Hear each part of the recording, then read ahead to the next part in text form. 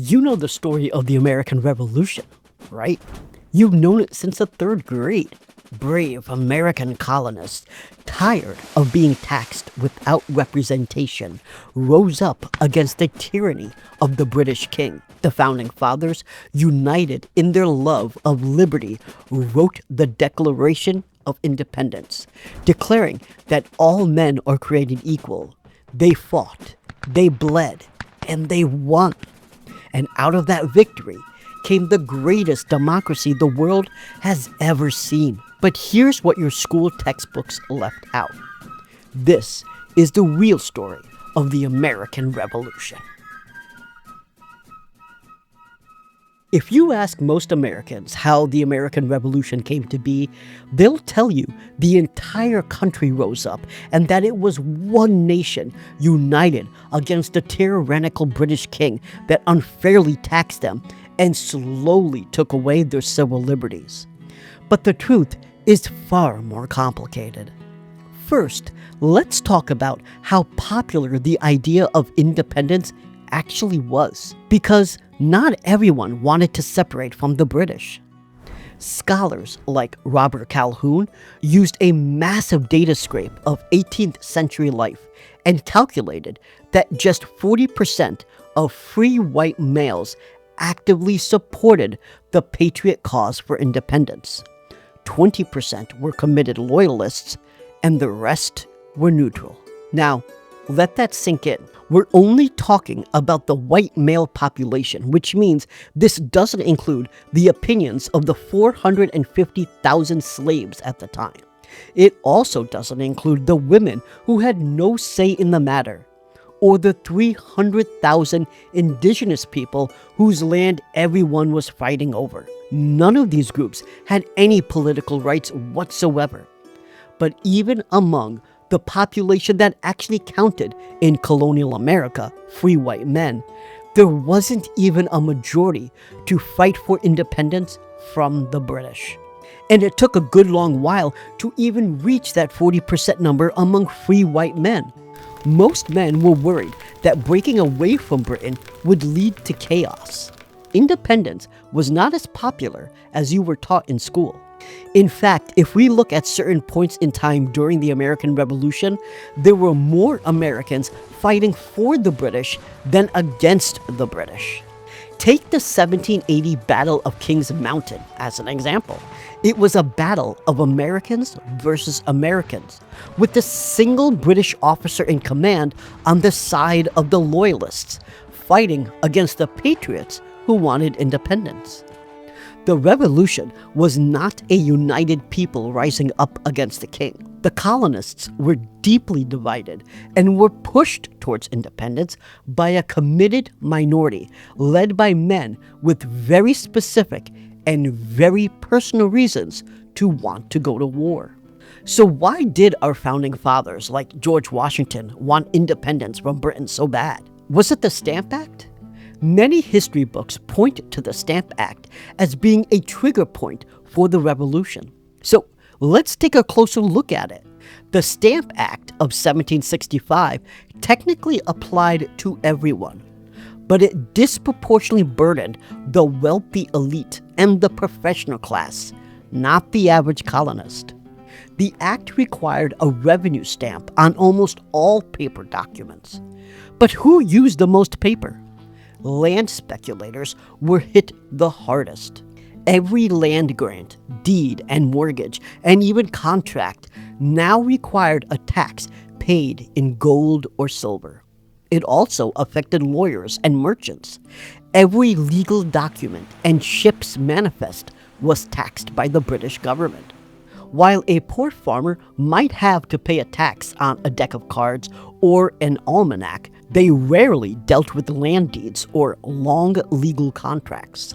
The Stamp Act wouldn't have mattered to the vast majority of colonists because most people simply didn't have gold or silver to pay.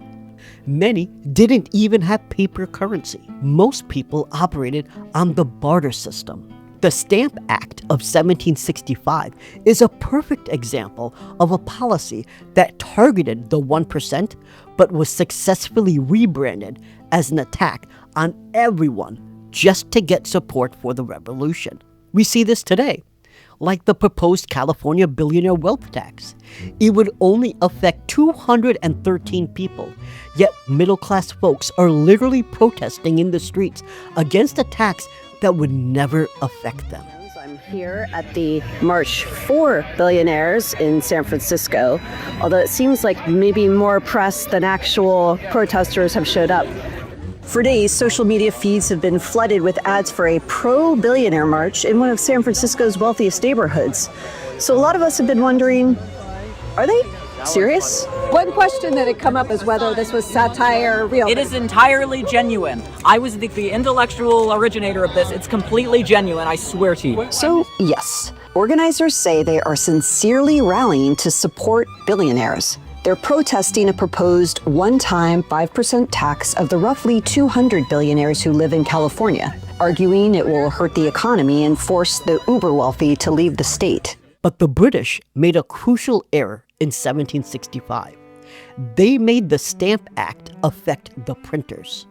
These printers were the media at the time, and to survive, independent print shops had to align themselves and be loyal to the 1% that actually paid their bills, just like today's publications that modify their reporting because of who their backers are. Wealthy men like John Hancock, the richest merchant in New England, the Lee family, who we'll talk about more in a moment, and Benjamin Franklin either owned or financially backed these independent print shops in colonial America. The wealthy would pay for the paper, the ink, and the distribution in exchange for the newspaper becoming a mouthpiece for their political and business interests. Benjamin Franklin owned the Pennsylvania Gazette, but that wasn't all. He was the CEO of the first American media conglomerate. He had a franchise of printers in Rhode Island, New York, Connecticut, Pennsylvania, and South Carolina. He used the press to create the first American political cartoon, Join or Die, to push for unity, which became a symbol for American independence against the British. John Hancock funded the Boston Gazette. It was in his interest to have the media talk about the Stamp Act because, as a merchant, the tax directly hurt his shipping business. Now, let's go back to the question I asked a few minutes ago. Why did our founding fathers, like George Washington, want independence from Britain so bad? When Britain defeated France in the 7 Years' War, they took control of an enormous amount of land west of the Appalachian Mountains. And King George did something that enraged the colonial elite. He drew a line. The Proclamation of 1763 said that colonists were forbidden from settling west of the Appalachians. That land was reserved for Native American tribes Britain had just made peace with. Anyone who had already moved west was ordered to leave immediately. The problem with this proclamation is that several founding fathers were land speculators, and they invested millions in western land. George Washington and the Lee family set up the Mississippi Land Company and bought up 2.5 million acres of land.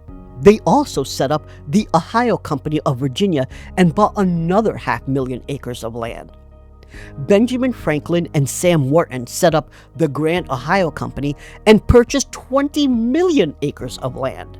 But the proclamation made all of their land investments completely worthless. The companies that George Washington was involved in invested over 310,000 British pounds in 1776, which would be worth 45 million American dollars today. Of that 45 million, 25 million was Washington's investment alone. And his partners, the Lee family, they were very important people. They would be considered the venture capitalists, the investors of the late 1700s, much like we think of the Waltons or the Pritzker families of today. Richard Henry Lee actually proposed the motion for independence at the Second Continental Congress in June of 1776. He was good friends with Patrick Henry, who coined the phrase, "Give me liberty or give me death." His brother, Arthur Lee, was a diplomat and was constantly speaking to the French king about possibly helping the American colonists fight a war against the British. He helped negotiate and sign the 1778 Treaty of Alliance with France along with Benjamin Franklin. And we'll talk about how valuable the French were to the American Revolution in just a moment. There were other brothers of the Lee family as well, William Lee and Francis Lightfoot Lee. They helped the revolutionary cause through the Continental Congress, and both Richard Henry Lee and Francis Lightfoot Lee signed the Declaration of Independence. And their main source of wealth was based on Stratford Hall, one of the largest plantations in all of the 13 colonies. It housed 250 slaves, which maintained the family's tobacco, wheat, and corn crops. Side note, if you're wondering if the Lee family had any relation to Robert E. Lee, well, wonder no more. The Confederate general was born at Stratford Hall in Virginia in 1807. And believe it or not, Robert E. Lee's wife, Mary Anna Randolph Curtis Lee, is actually a descendant of Martha Washington, George Washington's wife. Anyway, the Lee family were important people. And even though the King's proclamation barring colonists from going west was actually a reasonable one, because Britain had just spent a fortune fighting a war triggered by colonial encroachment on native land, the British didn't want to start another war. But this proclamation was a financial catastrophe for George Washington, the Lee family, Benjamin Franklin, Patrick Henry, and even Thomas Jefferson. The King's proclamation threatened all of their investments. But at this point, we're told that the Stamp Act and the Boston Massacre solidified the country as a united front against the British. And while support for independence did increase, there is a difference between wanting independence and picking up a musket and marching into battle against the British Army, which at that time was the most powerful military in the world. What's not told in many history books is that George Washington struggled to maintain a functioning army. Most soldiers signed up for just a few months. They would fight, but they would up and leave when their time was up, even if they were in the middle of a battle. These men left for very clear reasons. First, the pay was miserable. They got paid the equivalent of $7 a month, which in today's money would be worth $225. The pay was in continental currency, but Congress didn't have gold to back it up, so the value of its currency constantly plummeted. By the middle of the war, a soldier couldn't even pay for a single meal in a tavern, using his entire military salary. The desertion rate in the Continental Army is estimated by historians to have been about 25%. Think about that. 1 in 4 soldiers just walked away in the middle of the war. Death sentences for deserters were announced publicly, sometimes with men waiting with ropes around their neck, only for some to be pardoned at the last moment, and others hung as a warning to every other soldier watching them. In school, we read stories of brave soldiers that were excited to fight for their independence. But the reality was that Washington was trying to hold together an underpaid and poorly trained group of men, many of whom just wanted to go back home. The revolution was not won by revolutionary colonists. It was won by French soldiers and funded by French money with French naval power. Without France, there is no American independence. Without France, there is no United States of America. Anyone that watched Alexander Hamilton is familiar with Marquis de Lafayette. Everyone give it up for America's favorite fighting Frenchman! He was a French military officer and politician who volunteered to join the Continental Army. He was a commissioned military officer by the age of just 13, following in his family's military footsteps. He became convinced that the American Revolutionary War was a noble cause, and he traveled to the Americas seeking glory in it and became a major general at the age of 19. He became a close friend of George Washington, but he was not the only Frenchman that deserves our thanks. First, let's start with the money. The French king, Louis XVI, spent about 1.3 billion livres to support the American Revolution. That's approximately $13 billion in today's money. He also supplied 90% of all the gunpowder used by the colonists. The shot heard around the world was funded by the French. France also sent the Americans 60,000 muskets. But it wasn't just money and hardware that the French sent. They sent 12,000 professional and highly trained troops to fight land missions. They sent 60 naval warships and 32,000 sailors. This was the backbone of the American Revolution. The British Navy had total command of the sea. They could receive a constant flow of food, gunpowder, and fresh soldiers along the coast, but the French Navy put a stop to this. During the Battle of the Capes in 1781, Lord Cornwallis and his British army were backed up against the sea at Yorktown, but he expected the British Navy to sail in and bring him reinforcements. But a French fleet of 24 massive warships blocked the entrance to the Chesapeake Bay.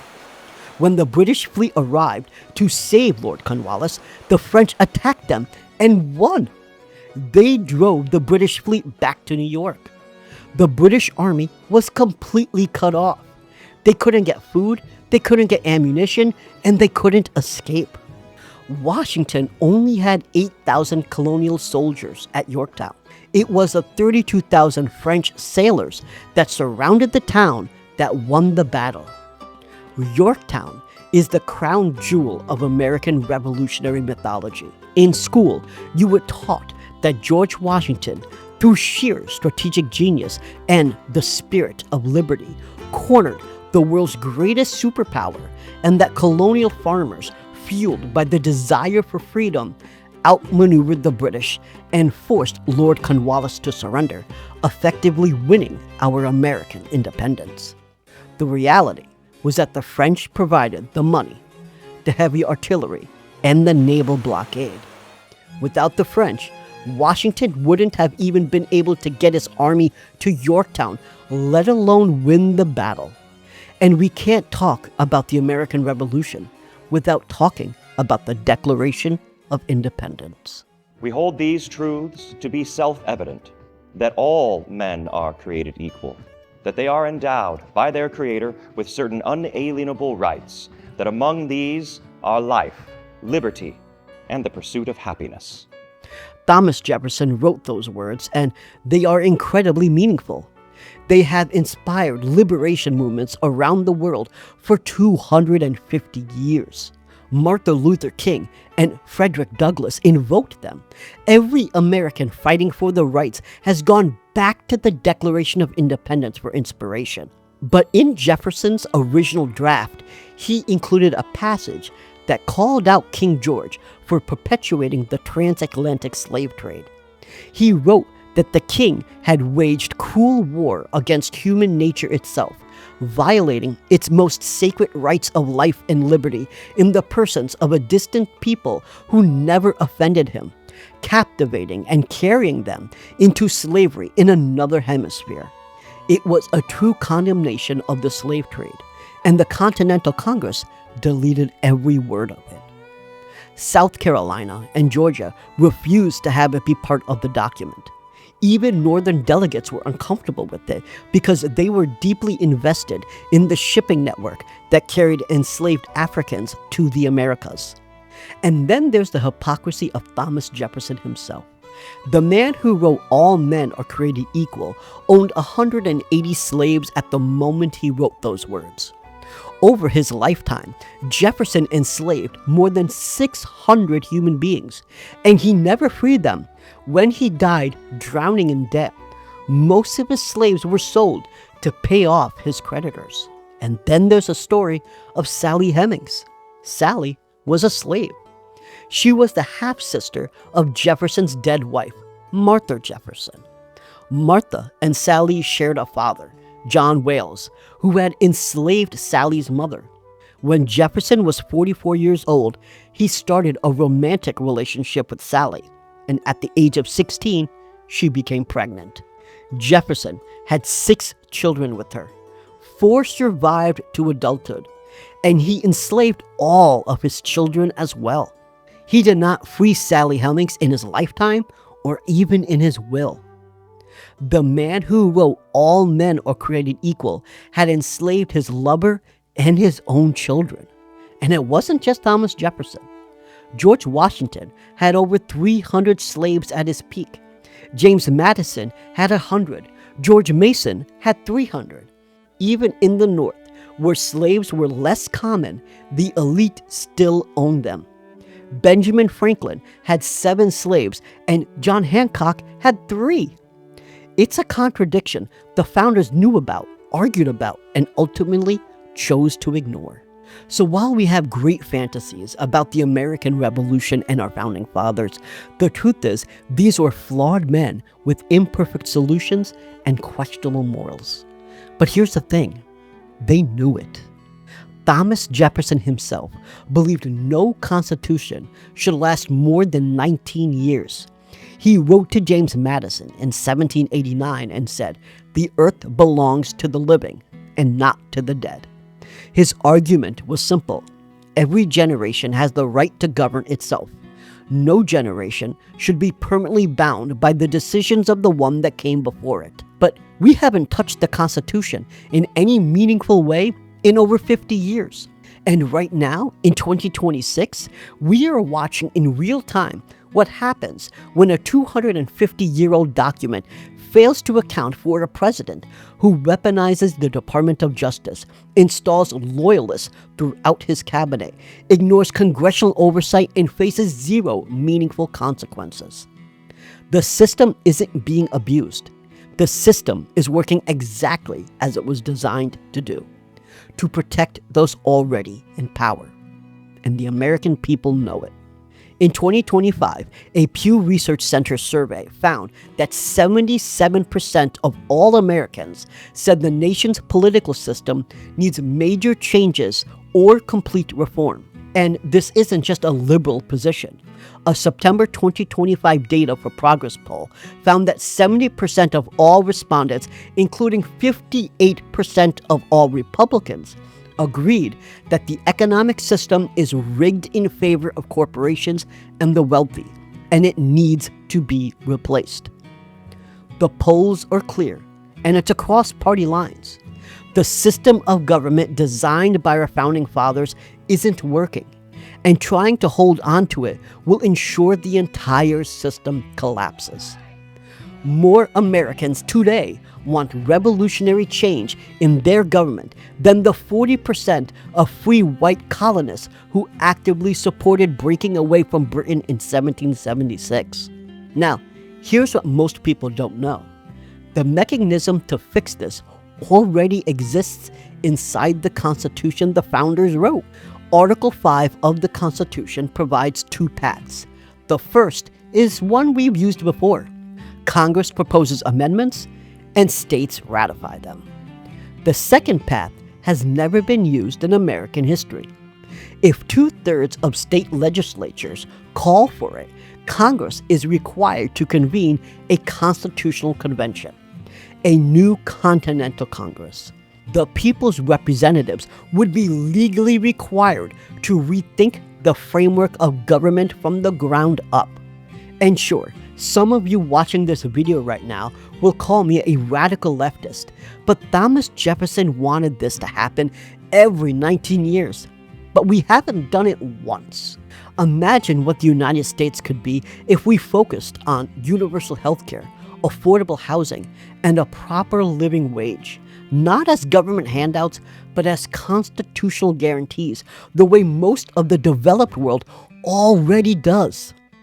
The founders were flawed men with imperfect solutions, but they left us a tool, right there in Article 5, to fix what they got wrong. The only question is whether we will have the courage to use it.